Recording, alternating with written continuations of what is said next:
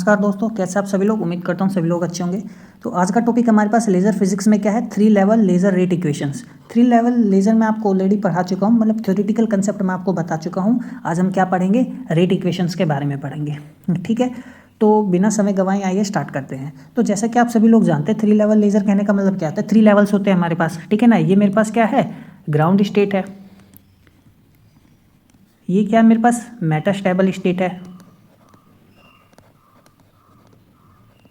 और ये मेरे पास क्या है, अपर लेवल हो गया।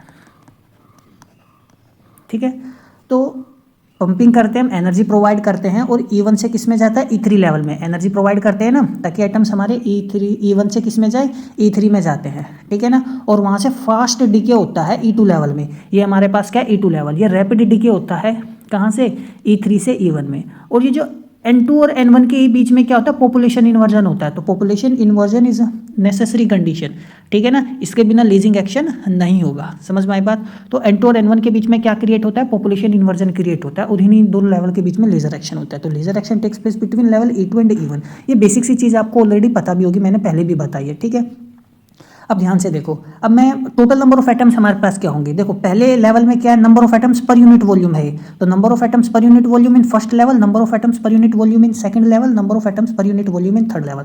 और n क्या आ गया, टोटल नंबर ऑफ एटम्स हो गए हमारे पास जो भी मटेरियल है which is responsible for the lasing action. समझ में आई बात।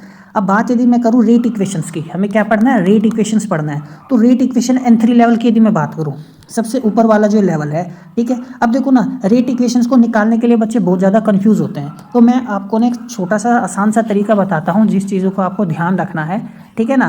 अब गौर से देखना मेरी बात को, नहीं तो हमेशा कंफ्यूज रहोगे। देखो, एक तो आप स्टिमुलेटेड केस लो, ठीक है, और एक क्या हो गया मेरे पास, स्पॉन्टेनियस। क्या हो गया, स्पॉन्टेनियस। पहले स्टिमुलेटेड में कहेंगे इनकमिंग और आउटगोइंग, इनकमिंग और आउटगोइंग, ये कंसेप्ट ध्यान रखो, इनकमिंग आउटगोइंग, इनकमिंग आउटगोइंग। ठीक है, अब देखो ये N3 लेवल है, तो N3 लेवल में मैं स्टिमुलेटेड केस ले रहा हूँ। तो स्टिमुलेटेड कब होता है, देखो N3 में, यानी इसमें स्टिमुलेटेड इमिशन से एटम आएंगे और स्टिमुलेटेड इमिशन से एटम जाएंगे, स्पॉन्टेनियस इमिशन से एटम आएंगे, स्पॉन्टेनियस इमिशन से एटम जाएंगे उस लेवल में। ठीक है, अब ध्यान से देखो, तो N3 लेवल है, समझ में आया। तो इसमें मैं क्या ले रहा हूँ, स्टिमुलेटेड केस ले रहा हूँ। तो देखो ध्यान से देखना, W क्या होगा मेरा, ये स्टिमुलेटेड इमिशन रेट हम लिखते हैं। तो 1 से किस में गया, 3 से, 1 से 3 में गया। कितने एटम्स गए, N1 एटम्स गए, समझ में आया, कोई दिक्कत है। अब आउटगोइंग कितना होगा, ये N1 से आए ना, तो ये N3 की मैं बात कर रहा हूँ। इसको मैं क्या लिखूंगा, dN3 बटे में dt इज इक्वल टू। अब देखो, अब मैं स्टिमुलेटेड आउटगोइंग, तो इसमें से आउटगोइंग माइनस लगाना पड़ेगा क्योंकि घटेंगे। तो आउटगोइंग 3 से किस में जाएगा, 1 में। कितने एटम, N3 से जा रहे हैं ना, समझ में आई बात। N3 एटम्स कम हो गए, कोई डाउट है। तो W को मैं स्टिमुलेटेड, ये क्या है, स्टिमुलेटेड इमिशन रेट है, समझ में आई बात। यदि स्पॉन्टेनियस केस लूँ, इसी N3 को ही देखना है मेरे पास। अब स्पॉन्टेनियस इमिशन कहाँ से कहाँ हो सकता है, स्पॉन्टेनियस इमिशन इसमें देखो, इसमें अब इमिशन होगा तो स्पॉन्टेनियस इमिशन कहाँ से हो सकता है, ये N2 में आ सकता है या N1 में आ सकता है, बिल्कुल सही। स्पॉन्टेनियस को हम किससे लिखेंगे, ध्यान से देखो, सॉरी माइनस होगा ना यहाँ पे, क्योंकि इसमें से एटम क्या होंगे, घट रहे हैं ना। अब स्पॉन्टेनियस इमिशन होगा कहाँ, N3 से N2 में।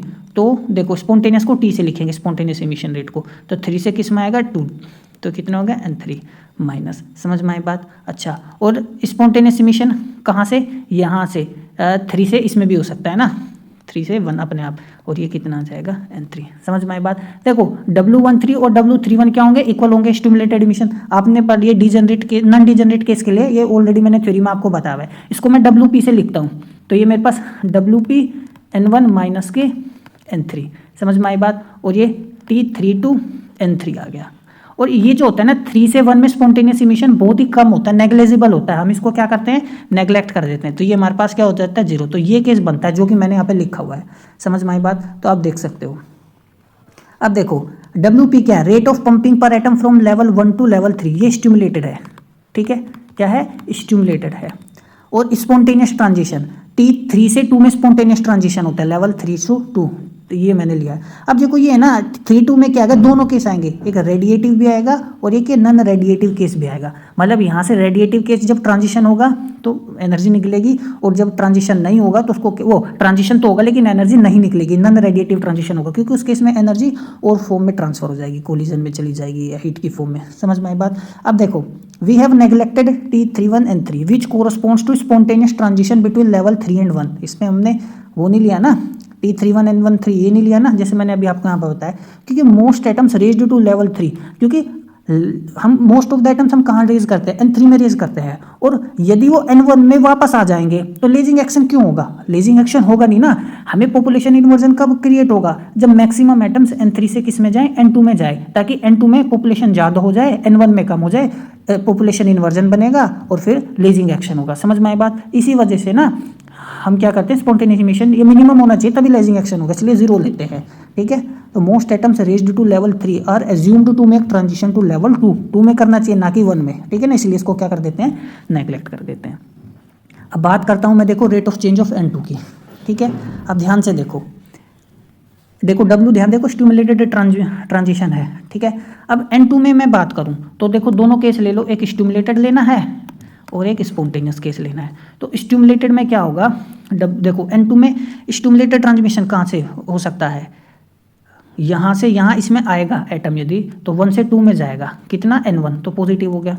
ठीक है, अच्छा माइनस W 2 से N1 में आ सकता है स्टिमुलेटेड, तो ये मेरे पास N2 माइनस लगाए ना, N2 क्योंकि घट रहा है, N2 का केस में ले रहा हूँ, dN2 बटे में dt। देखना इक्वेशन में कैसे बनाऊंगा। ठीक है, समझ में आई बात। अच्छा अब आना जाना ले लिया, अब मैं बात करूँ स्पॉन्टेनियस की। तो देखो इसमें स्पॉन्टेनियस ट्रांजिशन की यदि मैं बात करूँ तो स्पॉन्टेनियस ट्रांजिशन इसमें यदि होगा तो कैसे हम कंसिडर करेंगे। अब देखो ध्यान से, प्लस यहाँ से यहाँ आइटम आएगा, आ सकता है स्पॉन्टेनियस ट्रांजिशन, तो क्या लिखूंगा, सॉरी ये माइनस लेना पड़ेगा ना, ये हमें माइनस लेना पड़ेगा क्योंकि कम होगा ना, तो माइनस 2 से 1 में, और ये N2 2 से 1 में आएगा तो कम हो जाएगा ना यहाँ से। और इस पे आ कहाँ से रहा है, देखो और कहाँ से आ रहा है इसमें, ये N3 से आ सकता है ना N2 में, वो तो N2 में तो जुड़ना चाहिए है ना। तो देखो ध्यान से देखना इस चीज़ को, तो ये मेरे पास क्या होगा, 3 से किस में आएगा, 2 में आएगा, कितना आएंगे N3 एटम्स आएंगे, इसलिए देखो ये पॉजिटिव लगाया। समझ में आई बात। ठीक है, देखो ये दोनों इक्वल होंगे स्टिमुलेटेड, ठीक है ना, स्टिमुलेटेड इनको मैं W1 लिखा है मैंने, और N1 माइनस N2 सिंप्लीफाई करने की चीज़ कोशिश की गई है। ठीक है ना, तो देखो स्टिमुलेटेड इमिशन जो है ना, W12 और W21 को क्या लिख लिया, W1। ठीक है ना, और ये H-μ1 इसीलिए 1 लिखा गया यहाँ पे, क्योंकि स्टिमुलेटेड फ्रीक्वेंसी या वो स्टिमुलेटेड ट्रांजिशन की ही तो रेस्पॉन्सिबल होता है लेजिंग एक्शन के लिए। लेजर का फुल फॉर्म ही यही है, क्या है, light amplification by stimulated emission of radiation. समझ में आई बात। ठीक है, स्टिमुलेटेड इमिशन ऑफ रेडिएशन। अब देखो जब मैं कॉमन ले लूँगा ये, तो N1 माइनस N2 बचेगा। ठीक है, माइनस के T21 N2 और N3 T32, ये मेरे पास केस आ गया। इसी तरीके से यदि मैं N1 की बात करूँ, ठीक है ना, तो N1 का केस मैं आपके लिए होमवर्क देता हूँ, तो N1 का केस आपको समझ के इसी तरीके से करना है। ठीक है ना, समझ में आई बात, जैसे मैंने दोनों केस बताए हैं। यदि नहीं हो रहा है तो आप मुझे कमेंट बॉक्स में बताना। तो rate of change of N1 मेरे पास सिंपली ये आ गया। तो W1 क्या है, स्टिमुलेटेड ट्रांजिशन है, और T क्या होता है, स्पॉन्टेनियस ट्रांजिशन होता है। और स्पॉन्टेनियस ट्रांजिशन रेडिएटिव भी हो सकता है और नॉन रेडिएटिव भी है। ये रेडिएटिव है और ये नॉन रेडिएटिव है। समझ में आई बात। अब ध्यान से देखना है, अब देखो लेजिंग एक्शन होगा किसके बीच में, इन दोनों लेवल के बीच में लेजिंग एक्शन होगा। तो for efficient laser action the transition must be radiative. पर देखो रेडिएटिव होगा तभी तो लेजर एक्शन होगा। तो इसमें मैंने क्या किया, E21 और S21, यही तो है ट्रांजिशन है, ये टोटल ट्रांजिशन है, स्पॉन्टेनियस ट्रांजिशन है यहाँ से यहाँ के बीच में। समझ में आया बात। तो लेजर होगा कब, जब रेडिएटिव ज़्यादा होगा और नॉन रेडिएटिव कम होना चाहिए। यदि नॉन रेडिएटिव होगा तो रेडिएशन तो निकली नहीं, तो लेजर ट्रांजिशन कहेगा। तो लेजर ट्रांजिशन के लिए ना रेडिएटिव ज़्यादा होना चाहिए। समझ में आई बात। तो उस केस में ना हम क्या लिख देते हैं, इसको हम ये लिख देते हैं, T21 क्या होता है, A21 प्लस S21 होता है ना। तो जब ये ऑलमोस्ट नेग्लिजिबल होगा तो T21 अप्रोक्सीमेटली A21 के इक्वल आ जाएगा। समझ में आई बात। ठीक है, आगे बढ़ते हैं। तो लेजर एक्शन के लिए मैंने बताया transition must be radiative, we shall assume इतना। अब स्टेडी स्टेट की कंडीशन की बात करें तो स्टेडी स्टेट में देखो क्या होता है। अब देखो dN1 अपॉन में dt क्या है, ठीक है ना, rate of change of population पर unit time per unit volume, ठीक है ना।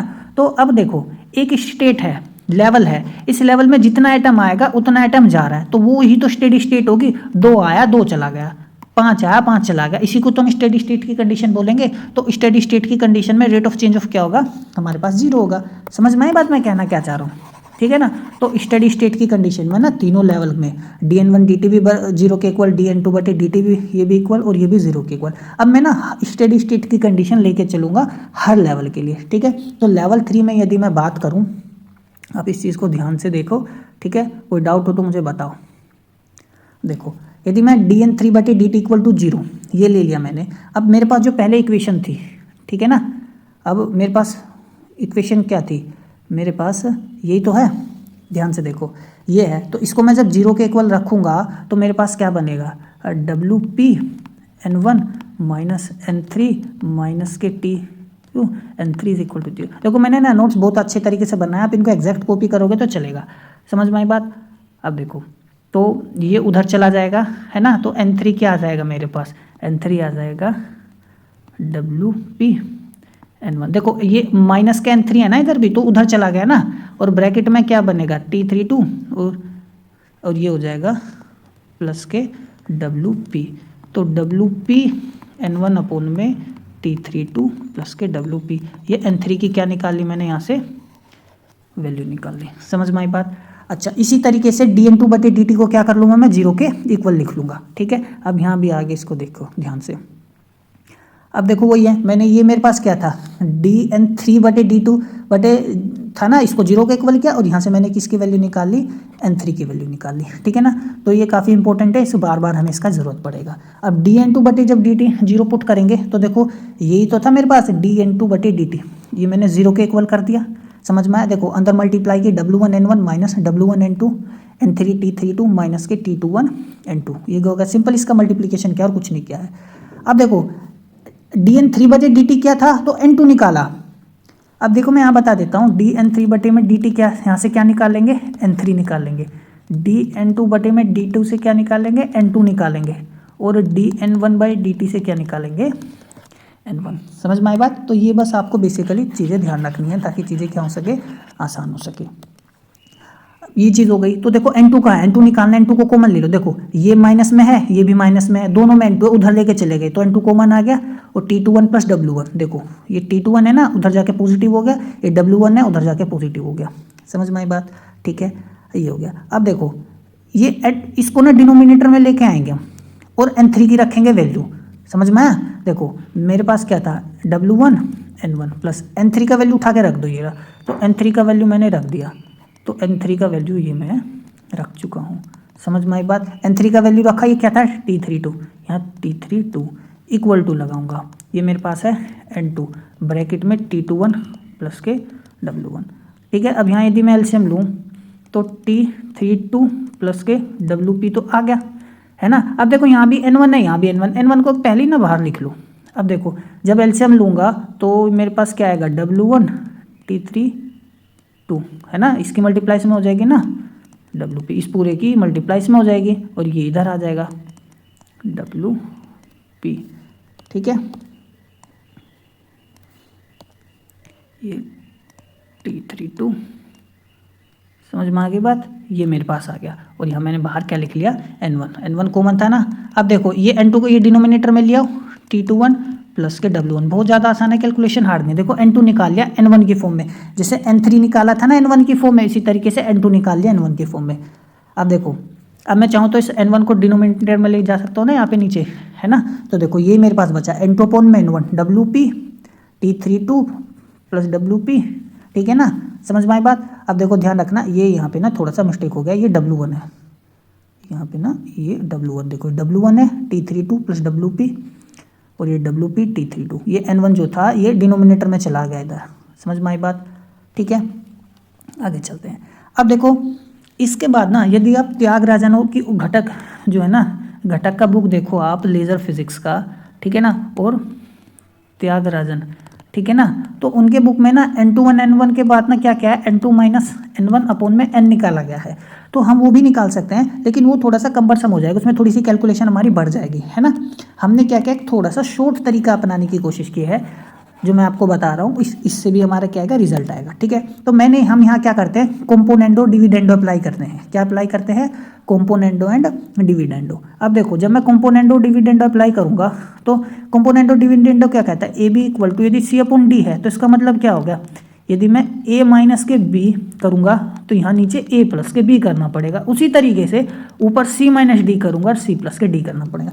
मैं क्यों कर रहा हूँ, ताकि n2 माइनस n1 आ सके। n2 n1 क्या आता है, पॉपुलेशन इन्वर्जन की कंडीशन होगी, है ना, क्योंकि मैंने आपको बताया था जो हमारे पास 3 लेवल थे ना, n1 n3 और n2, और n2 और n1 के बीच में पॉपुलेशन इन्वर्जन की कंडीशन होती है। समझ में आई बात, ठीक है। और n2 माइनस के n1 ज़्यादा होना चाहिए, यानी n2 में ज़्यादा, वो ये ग्रेटर देन 0 होना चाहिए, यानी n2 में पॉपुलेशन ज़्यादा होगी तभी तो पॉपुलेशन इन्वर्जन होगा और लीजिंग एक्शन तभी होगा। समझ में आए, इसी वजह से किया गया, नहीं तो हम इसको क्या ज़रूरत पड़ती थी कंपोनेंट और डिविडेंडो लगाने की।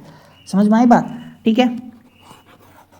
कोई डाउट है, डाउट हो तो कमेंट बॉक्स में मुझे बताओ। देखो n2 अपॉन n1 में हमने कंपोनेंट और डिविडेंडो लगाया। अब देखो इन दोनों को हमने क्या करना है, मैं क्या लिखूंगा, इस साइड तो n2 माइनस के n1 किया और नीचे दोनों को जोड़ दिया। इसी तरीके से मुझे भी यही करना पड़ेगा, इन दोनों को ऊपर वाले में से नीचे वाले को घटा के लिख दो।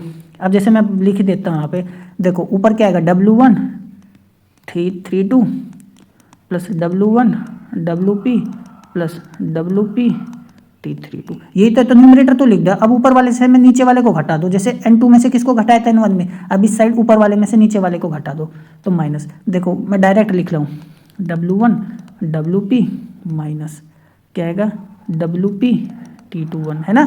देखो इसकी इसमें मल्टीप्लाई करेंगे, इसकी इसमें कर दी, वो लिख लिया ना, मैं डायरेक्ट कर रहा हूँ, ध्यान से देखो यदि आप सोचो तो माइनस के T32 W1 और ये माइनस के T32 और ये T21, ठीक है ना। और ये आ जाएगा डिवाइड में ना, मेरे पास ये टर्म आ, अब डिवाइड में क्या करना पड़ेगा, दोनों को जोड़ के लिखना पड़ेगा।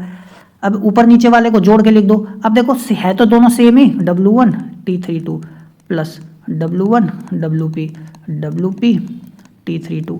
अब ये बस प्लस लगा दो क्योंकि जोड़ना ही तो है, एक बार कैलकुलेशन कर ली, बार बार करने की आवश्यकता नहीं है।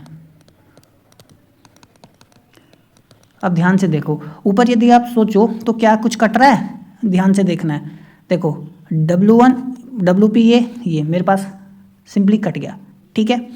अच्छा और क्या क्या कट रहा है, WP T32 है यहाँ पे, है ना। और देखो और कहीं कुछ कट रहा है, ये रहा देखो T32 W1, यहाँ नेगेटिव है पॉजिटिव, ये मेरे पास कट गया। अब देखो WP यहाँ है, WP यहाँ है, तो कॉमन ले लेंगे तो T32 माइनस के T21 आ जाएगा। देखो ये रहा पे WP कॉमन ले लिया, T32 माइनस T21 आ जाएगा, ये दोनों ले लिया हमने कॉमन। अब ये टर्म बची, ये टर्म मैंने एज इट इज लिख दी। समझ में आई बात। अब देखो W1P यहाँ भी है, W1P यहाँ भी, दोनों को जोड़ देंगे तो ये देखो 2WP1 आ गया। समझ में आई बात। WP T32 यहाँ भी है और WP T32 देखो, और कहीं है, 2 बार लिखा हुआ है ना हमारे पास, तो कहीं ना कहीं होगा या कहीं ना कहीं कोई मिस्टेक तो नहीं हुई है। WP32 आ गया हमारे पास, दोनों ये टर्म होगी ना, WP T21 ये टर्म आ गई, WP, एक minute, there is a little bit mistake here, है ना, तो यहाँ पे मिस्टेक है। तो देखो मैं इसको ना करेक्ट कर देता हूँ। देखो इन दोनों को जोड़ के लिखेंगे तो क्या आएगा, ये आ गया मेरे पास, ठीक है। तो ये टर्म तो यहाँ पे आ गई। अब और मेरे पास क्या है, ये आएगा, इन दोनों को जोड़ो, ये भी सेम है, ये भी सेम है, तो 2W1 T32, है ना। तो यहाँ पे ये W1 आएगा। समझ में आई बात। और एज इट इज ये टर्म तो फिर बची मेरे पास है ना, ये तो अकेली टर्म है, तो ये आ गया WP T21 T31 और ये WP T32। समझ में आई बात। ये यहाँ पे W1 कर लेना। अब देखो पॉपुलेशन इन्वर्जन हमारे पास कब होगा, जब N2 पॉजिटिव आएगा। तो N2 पॉजिटिव, देखो ये तो पॉजिटिव टर्म, डिनोमिनेटर भी पॉजिटिव टर्म, तो ये टर्म पॉजिटिव हमारे पास कब आएगी, ठीक है। तो ये टर्म हमारे पास पॉजिटिव कब आएगी, तो न्यूमरेटर में यदि आप गौर से ध्यान से देखो तो आपको आपके आंसर का, क्वेश्चन का क्या मिल जाएगा, आंसर मिल जाएगा, ठीक है। अब देखो, तो देखो ये टर्म जो है ना ये वाली जो टर्म है, ये पूरी टर्म ज़्यादा होनी चाहिए, इससे ज़्यादा होनी चाहिए ये वाली टर्म ज़्यादा होनी चाहिए, तभी तो पॉजिटिव आएगा। या मैं छोटे शब्दों में कह सकता हूँ T32 ज़्यादा होना चाहिए T21 से, तभी तो पॉजिटिव आएगा। तो N21 minus to be positive है ना, unnecessary but not sufficient condition to obtain population inversion. तो T32 क्या होना चाहिए, ज़्यादा होना चाहिए T1 में, या मैं कह सकता हूँ टाइम। अब टाइम कहने का क्या मतलब है, ध्यान से देखो, ट्रांजिशन रेट जो होता है इन्वर्सली प्रोपोर्शनल होता है ना, इन्वर्सली प्रोपोर्शनल होता है किसके, टाइम, लाइफ टाइम के, उस स्टेट के। अब ये मेरे पास है, अब यहाँ पे देखो ये N1 था, N3 था, N2, देखो ये मेटास्टेबल स्टेट है, यहाँ एटम कुछ देर के लिए रुकेगा तो यहाँ पॉपुलेशन बढ़ जाएगी, यहाँ से फटाफट जा रहा है, नीचे से फटाफट ऊपर की तरफ जा रहा है, यहाँ कुछ देर के लिए रुक रहा है, समझ में आई बात। तो जो T2 2 से 1 में आएगा तो यहाँ पे टाइम, लाइफ टाइम तो ज़्यादा ही होना चाहिए ना पॉपुलेशन इन्वर्जन के लिए। तो देखो इन्वर्सली प्रोपोर्शनल होता है ना, इसलिए देखो साइन बदल गया, तो ये लाइफ टाइम ज़्यादा हो गया इस स्टेट का, समझ में। और इस स्टेट का लाइफ टाइम क्या होना चाहिए, कम होना चाहिए।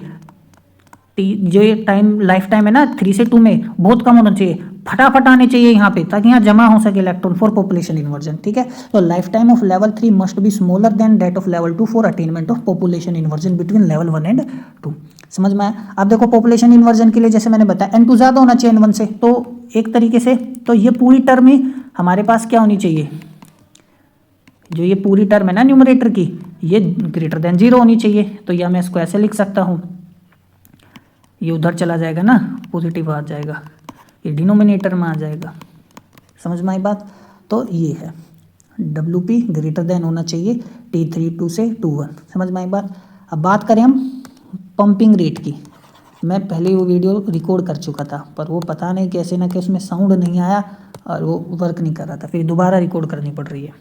खैर छोड़ो, तो पॉपुलेशन इन्वर्जन के लिए हो गया। तो ये WP क्या है हमारे पास, पंपिंग रेट ही तो है, ये क्या है, पंपिंग रेट है, स्टिमुलेटेड है ना, इतना एनर्जी हमें देना पड़ेगा, स्टिमुलेट करना पड़ेगा, तो इस मतलब इससे ज़्यादा करना पड़ेगा, इससे ज़्यादा एनर्जी हमें देनी पड़ेगी, लेकिन मिनिमम कितनी देनी पड़ेगी, तो इक्वल टू का साइन लगाएंगे, क्या लगाएंगे, इक्वल टू का साइन लगाएंगे, या इससे ज़्यादा तो देनी पड़ेगी लेकिन मिनिमम इतनी है टू अचीव पॉपुलेशन इन्वर्जन, समझ में आई बात, ठीक है। तो ये हमारे पास मिनिमम आ गया। अब देखो यदि T32 बहुत ही ज़्यादा हो जाए T21 से, ये यही कंडीशन है पॉपुलेशन इन्वर्जन के लिए, ये कंडीशन तो होनी चाहिए ना, लेकिन यदि ये बहुत ज़्यादा हो जाए या लाइफ टाइम थर्ड स्टेट का बहुत कम हो, या हम ऐसे कह सकते हैं, तो उस केस में तो ये टर्म 0 हो जाएगी लगभग, मतलब सॉरी ये टर्म तो नेगलेक्ट हो जाएगी। तो मैं क्या लिखूंगा, ऊपर ये आएगा और नीचे ये आ जाएगा, क्योंकि बहुत ही कम है ना, क्या ही घटाएंगे इसको, ऑलमोस्ट T32 रहेगा, इससे काट देंगे तो T21 मिलेगा, समझ में आई बात, ठीक है। अच्छा, और T21 क्या होता है, मैंने आपको बताया था, T21 जो होता है हमारे पास A21 प्लस के H21 होता है, रेडिएटिव ट्रांजिशन, और ये होता है नॉन रेडिएटिव। तो 2 से 1 में रेडिएटिव ट्रांजिशन होना चाहिए, है ना, ताकि हमारे पास क्या हो, लीजिंग एक्शन हो, मतलब ये बहुत ज़्यादा होना चाहिए। नॉन रेडिएटिव ट्रांजिशन भी होते हैं, ऐसा नहीं है, लेकिन ये ज़्यादा होना चाहिए ताकि हमारे पास क्या है, लीजिंग एक्शन आए। तो इसका मतलब ये नहीं है कि ये होता ही नहीं है, होता है, बहुत मिनिमम होता है, इसको हम नेगलेक्ट कर सकते हैं। इसी वजह से ना T21 को क्या लिखा हुआ है, A21, T21 किसके आ जाएगा, कब, if A21 is greater than H21, समझ में आई बात, ठीक है। और यहीं से मैं एक और बात आपको बता सकता हूँ, तो WP को मैं ऐसे भी तो लिख सकता हूँ T21, है ना, लेकिन यदि मैं थ्रेशोल्ड लिखना पड़े तो मैं थ्रेशोल्ड की कंडीशन क्या लिखूंगा, इक्वल स्लैश लगा के T21, जैसे ये आ गई ना थ्रेशोल्ड की कंडीशन, यहीं से तो आई है, ठीक है ना, समझ में आई बात। तो काफ़ी बार ना आपको 4 ऑप्शन दे देगा, तो वो कहेगा कि पंपिंग रेट जो है ना किससे ज़्यादा होना चाहिए, तो पंप, ये पूरा फॉर्मूला याद भी ना रहे तो आपको ध्यान रखना चाहिए T21 से ज़्यादा होना चाहिए। कहने का मतलब है जो 3 लेवल होते हैं ना, N1 N2, तो ये तो हमारे पास क्या होता है, WP होता है, ठीक है, और ये क्या होता है, T21 होता है। तो ये हमारे पास क्या होना चाहिए, ज़्यादा होना चाहिए इससे, ठीक है ना। ये स्टिमुलेटेड ट्रांजिशन है, क्या है, स्टिमुलेटेड है, और ये क्या है, स्पॉन्टेनियस है, तो ये ज़्यादा होगा तभी तो हमारे पास क्या आएगा, लीजिंग एक्शन आएगा। तो ये पूरा टर्म ध्यान रख लो, नहीं तो ये इसको अप्रोक्सीमेट करके ही आया है, यदि हम ये कंडीशन माने। समझ में आ रहा है मैं क्या कह रहा हूँ, ठीक है।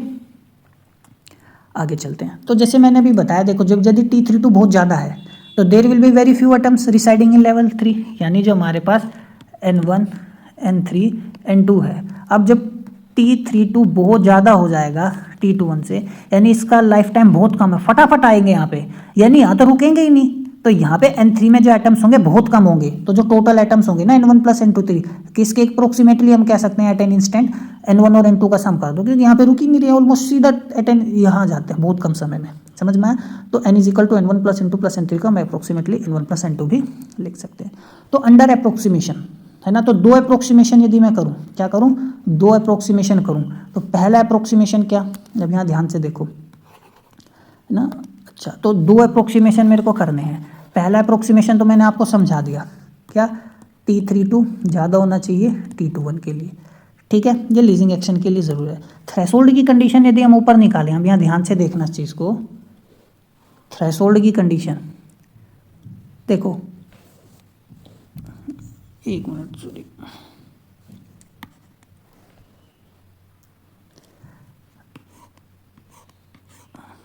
देखो ध्यान से, ये N1 है, ये N3 है, ये क्या है, N2। W1 क्या था मेरे पास, W1 था स्टिमुलेटेड, क्या है, स्टिमुलेटेड ट्रांजिशन, ठीक है ना। और ये W1 को क्या लिखा था, W12 इक्वल टू W21। तो जो स्टिमुलेटेड ट्रांजिशन हो रहे हैं, क्या हो रहे हैं, स्टिमुलेटेड ट्रांजिशन। अब देखो यहाँ से यहाँ स्टिमुलेटेड जो ट्रांजिशन है ना, वो ना के बराबर होने चाहिए, यहाँ से यहाँ ज़्यादा होने चाहिए, समझ में आया। तो जो स्टिमुलेटेड ट्रांजिशन है यहाँ से कहाँ, यहाँ ना के बराबर होने चाहिए। लीजिंग एक्शन कब होगा, जब W2 से W1 में आएंगे, लेकिन नॉन डिजेनरेट केस में तो दोनों ही क्या होते हैं, इक्वल होते हैं। क्या होते हैं, दोनों इक्वल। जब मैं बिलो थ्रेशोल्ड बात करूंगा, देखो जब, अब इसको ना ऐसे समझो दोनों बराबर हैं, ठीक है। लीजिंग एक्शन, ध्यान से समझना मेरी बात, मैं कहना क्या चाह रहा हूँ। यदि स्टिमुलेटेड ट्रांजिशन होगा, क्या होगा, स्टिमुलेटेड ट्रांजिशन होगा, समझ में आई बात। तो उस स्टिमुलेटेड ट्रांजिशन में मेरा लीजिंग एक्शन होगा, लेकिन यदि ये मेरा क्या हो जाए, जीरो के इक्वल आए, तो लीजिंग एक्शन नहीं होगा। तो थ्रेशोल्ड की कंडीशन क्या होगी, W1 almost equal to zero, या इससे ज़्यादा होगा तब लीजिंग एक्शन होगा। तो ये थ्रेशोल्ड की कंडीशन हुई या नहीं हुई। थ्रेशोल्ड कहने का मतलब है मिनिमम, है ना। अब या समझ में आया मैं क्या कहना चाह रहा हूँ, ठीक है। थ्रेशोल्ड की कंडीशन निकालने के लिए हमें W1 क्या करना पड़ेगा, जीरो के इक्वल पुट करना पड़ेगा। अब जीरो N21 हमारे पास ये स्टेटमेंट था, है ना, यही तो था, ठीक है। तो इसको मैं थोड़ा कर लेता हूँ ताकि चीज़ें और आसान हो जाएं हमारे लिए समझने में। अब गौर से देखो, N2 माइनस के N1 अपोन में N2 प्लस के N1, ये T2 ज़्यादा है तो मैं ऊपर वाले को क्या लिखूंगा, ये लिख लिया, क्योंकि ये ऑलमोस्ट नेग्लिजिबल हो गया, ठीक है, कि कुछ घटेगा नहीं ना उसमें से, क्या ही घटाओगे। दूसरा W1 जीरो, ये टर्म गई, ठीक है। ये भी टर्म, यहाँ भी W1 था मेरे पास, है ना, तो ये टर्म भी क्या होगा, जीरो होगी, मेरे पास ये टर्म बची। अब मेरे को क्या करना है, ध्यान से यदि आप देखो तो T32 मेरे पास क्या था, बहुत ज़्यादा था, है ना। T32 क्या है मेरे पास, बहुत ज़्यादा है। तो मेरे पास क्या क्या टर्म बचेंगे, तो मेरे पास एक तो देखो ये T21 टर्म क्या है मेरे पास, एक मिनट, यहाँ पे ना देयर वाज अ मिस्टेक, है ना, मिस्टेक थी ना जो हमने ठीक की थी, W1 इसी को किया था ना। तो मेरे पास यहाँ पे एक्चुअली में क्या बनेगा, लेट मी सी, है ना, WP प्लस के T21 बनता है, WP, हाँ। तो ये यहाँ पे T21 कम होता है इसके साथ और मल्टीप्लाई होके, ये भी मैं, ये शायद यहाँ पे ना T21, लेट मी सी, मैंने ना रब कर दिया, let me make it back, ठीक है ना, and see whether we can fetch the details that we did earlier, no we can't, कोई नहीं, खैर। अब देखो, ठीक है, अब देखो WP, और ये तो मेरे पास बहुत कम है तो इसको नेग्लेक्ट करेंगे, तो ये T32 माइनस के T32 T21 आएगा, ठीक है। ये मेरे पास यहाँ पे क्या था, W1 था, देखो W1 जीरो, तो ये भी टर्म जीरो, तो मेरे पास ये टर्म बची, ठीक है। WP यहाँ पे कॉमन है, तो ये जब मैं WP कॉमन लूँगा तो T32 प्लस के T21 प्लस के T32 T21। अब देखो ये भी बहुत, तो ये तो कम है ही है ना, तो इसमें क्या ही जुड़ेगा, ये टर्म तो गई, तो मेरे पास ये बचा। तो T32 जब मैं ऊपर कॉमन ले लूँगा तो मेरे पास क्या बचेगा, WP माइनस के T21, यहाँ भी T32, यहाँ भी T32, तो यहाँ कॉमन ले लूँगा तो क्या बचेगा, WP प्लस के T21, समझ में आई बात। तो अंडर दीज टू अप्रोक्सीमेशन, ये आ गया मेरे पास वैल्यू। तो under these two approximation N2 minus N1 और N2 प्लस N1 मेरे पास क्या आ गया, WP minus T21 WP plus के T21, समझ में। अब मैं फिर कंपोनेंटो डिविडेंडो खोल दो, तो N2 अपॉन में N1, तो N2 अपॉन में N1 is equal to WP upon में T21, समझ में आई बात।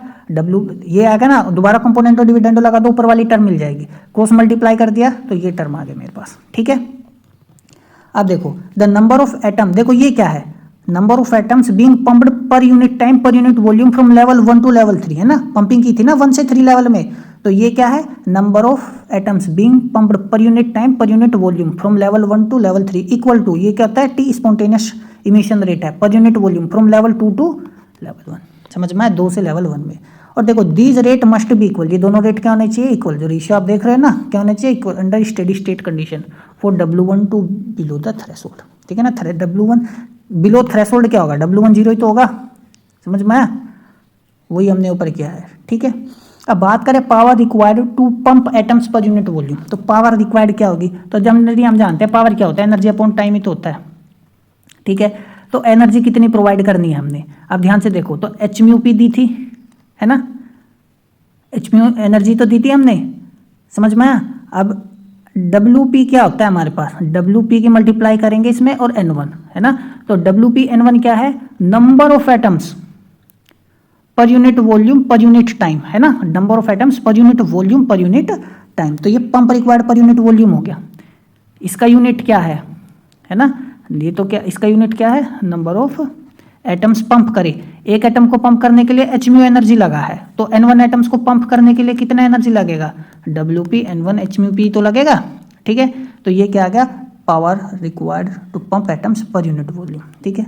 अब थ्रेशोल्ड पंप पावर यदि बात करें तो थ्रेशोल्ड की कंडीशन हमने यही तो निकाली है अप्रोक्सीमेशन करके कि WP N1 किसके इक्वल होता है, T21 और N2 के इक्वल होता है, यानी WP N1 किसके इक्वल है, T2 N1 के, ये थ्रेशोल्ड की कंडीशन है, देखो PT लिख दिया, समझ में आई बात, ठीक है। अब देखो हमने ऊपर देखो अभी क्या पढ़ा था, तो N3 जो होता है अप्रोक्सीमेटली 0 था, है ना, और N2 माइनस N1 जो है ये किससे, वो टोटल से तो कम ही होगा, तो जो N था हमारे पास लगभग कितना आया था, N1 प्लस N2 तो आया था, समझ में आया। तो हम मान सकते हैं कि रफली मिनिमम कंडीशन कब आती है थ्रेशोल्ड में, देखो N2 N1, यदि यहाँ भी नंबर ऑफ एटम्स N1 देखो N1 प्लस N2 में है ना टोटल नंबर ऑफ एटम्स, तो आधे यहाँ हो गए आधे नीचे हो गए, तो दोनों को जोड़ के N ही तो आएगा, तो ये मिनिमम है, इससे ज़्यादा होने पे, ये ज़्यादा होने पे क्या होगा, पॉपुलेशन इन्वर्जन होगा, लेकिन थ्रेशोल्ड की कंडीशन में तो ऑलमोस्ट दोनों इक्वल होंगे ना, N1 अपॉन N2, तो N1 अपॉन N2 होंगे, तो N1 की जगह यहाँ पे मैं क्या लिख दूंगा, N अपॉन में 2, तो N अपॉन में 2 लिख दिया, समझ में आई बात। और ये देखो तो मैं इसको क्या लिखूंगा, P2 T21 N अपॉन में 2 hμp। अब रेडिएटिव केस लिया, जैसे A21 ज़्यादा होना चाहिए ना S21 से, तो मैं इसको A21 भी लिख सकता हूँ N अपॉन में 2 hμ। और ये क्या होता है, स्पॉन्टेनियस रेडिएटिव ट्रांजिशन है ना, और इन्वर्सली प्रोपोर्शनल होता है टाइम के, तो 1 अपॉन में इसको मैं क्या लिख सकता हूँ 2, ये स्पॉन्टेनियस ट्रांजिशन N hμp, ये आ गया power per unit volume that is needed, minimum power that is needed for the lasing action, समझ में आई बात, ठीक है। तो ये था हमारा आज का टॉपिक, मिलते हैं अगले टॉपिक में, तब तक पढ़ते रहिए, नमस्कार।